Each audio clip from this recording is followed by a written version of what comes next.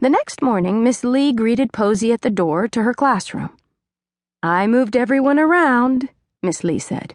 "You need to find your name tag." Miss Lee changed their seats every month. That way, they got to know everyone in the class. Posey found her name at a table with Henry. Henry was smart. He used big words. He bragged about his dad, who was a scientist. A row of rocks was lined up on their table in front of him. "You have to put your treasures in your cubby," Posey told him. "They're not treasures. They're for a science experiment," said Henry. "They're just dirty rocks." "You will never be a scientist," Henry said. "I will too if I want, Henry," Posey said. "Settle down, everyone," Miss Lee called. "It's time to do math problems." She stopped at every table and put a piece of paper in front of each child.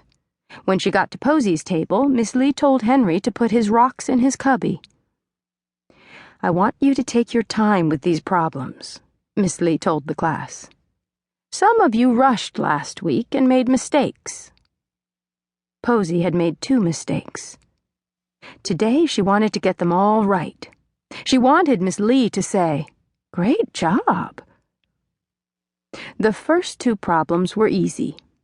The next problem was subtraction. Subtraction was hard. 9 minus 3. Posey started to count on her fingers. Then she stopped.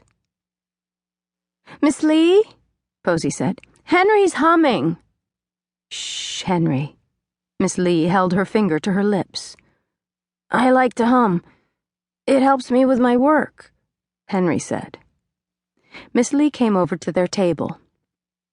"It disturbs the other children," she told him. "Fine." Henry put down his pencil. "I'm already finished." "You are?" Miss Lee sounded surprised. She looked at Henry's paper. "Great job," she said quietly.